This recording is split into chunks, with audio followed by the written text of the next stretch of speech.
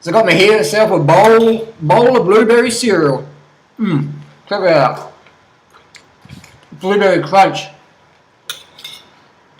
These are really sugary blueberries. This bowl, it's about $30 US. These are local Australian blueberries, just grown locally. And it's a good thing we're earning some money now, isn't it?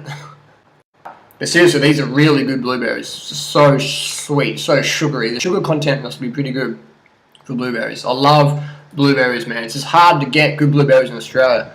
But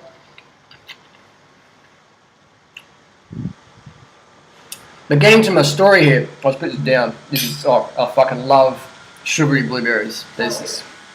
Yeah! Yeah, getting the story. I'm on the cereal diet. I'm eating the cereal diet, but I'm not really losing too much weight. I'm losing weight, but I feel a bit puffy. I'll tell you what. Here's the main reason you don't want to have cereal. And people go, oh, it's the carbohydrates, carbs make you fat. That's why Durian is 2% body fat. You know what I mean? Crazy. Seriously. The problem with cereal is people add milk to it. Milk, protein and fat full of bloat the fuck out of you. Puff the fuck out of you. That's what all these guys do on that gallon of milk a day because it just bloats you. You go, I got muscle. I got muscle overnight. That's not, dude. You just got bloated and inflamed as fuck. You didn't put any muscle on overnight, bro. You don't get muscle from drinking milk. You get fat and bloated from drinking milk. Milk's designed to make the baby grow. When a baby's eating milk, it's not getting muscles. It's getting fat. It's fats. Babies have a high body fat percentage. They need that.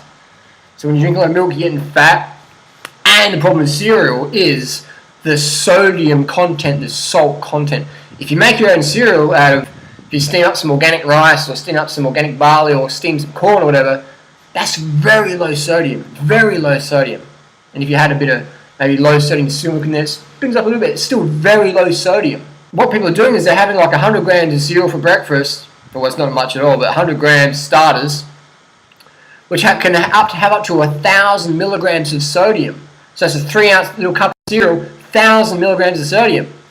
Most people don't have 100 grams. When I was eating cereal, I'd have at least a 500 gram, which is a pound or 2 pound box of cereal, one hit.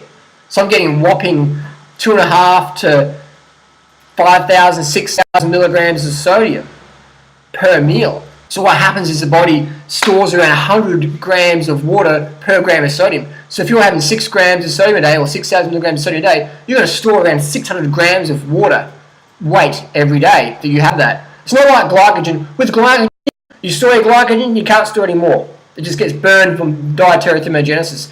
You hit a ceiling. But with sodium retention, that ceiling is never ending. There's unlimited amount of fluid you can maintain and retain on sodium. It just keeps going. It's not like glycogen where you hit a limit and that's it. Sodium just keeps going. You can store 80, 100 pounds of salt retention. And if you don't sweat that fucker out, it's going to sit on you. It's going to sit on you for as long as you want to carry it around. So I see a lot of people who are carrying around this salt retention and they're never pumping it out from vigorous activity. They're going on a sauna, thinking I can just sweat it out. No. You need to pump that fucker out via your lymphatic system.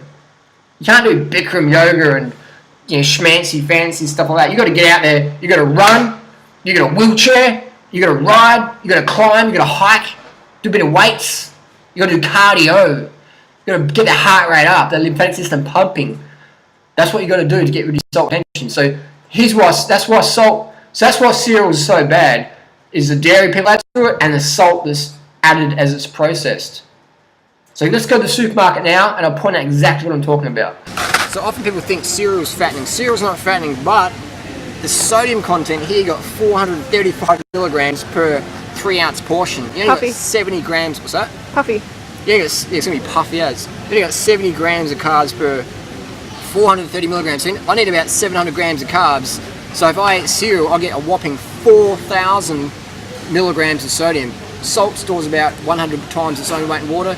So 4,000 times 100, let's say 4 grams of salt, it's like 400 grams of water retention per day. So that's 2.8 kilos a week of water retention. Yeah. So cereal doesn't make you fat, but the fucking salt you eat in cereal, that's gonna puff the fuck out of you unless you're sweating like a fucking marathon runner every single day. I think that's something that a lot of people don't know, because myself, like when I think about cereal, I think about it being sweet, you know, like just a high carbohydrate food, and that's it. But it's actually a high salt and a high carb sort of food. So a better option would be have your high sugar content, but go for low sodium content. So get maybe some rice and cook it up, and maybe add a bit of water with that and add sugar to it, or a bit of fruit juice or cinnamon, whatever. Low sodium is what you want. So if you're into cereals, great, but do it unprocessed. So fuck off the sodium, because it's going to make you puffy, bloated, and fat as fuck. But you're not gaining any weight fat-wise, you're gaining weight water-wise. So that's the real reason why cereal is fattening. Carbs don't make you fat, but you've had a shitload of salt to them, add your fat and protein from your dairy, it's going to blow you out like the Pillsbury Doughboy. So carb the fuck up, and one secret if you want to be lean, get your sodium under 1,000 milligrams a day. Try it out. Test ride, then decide.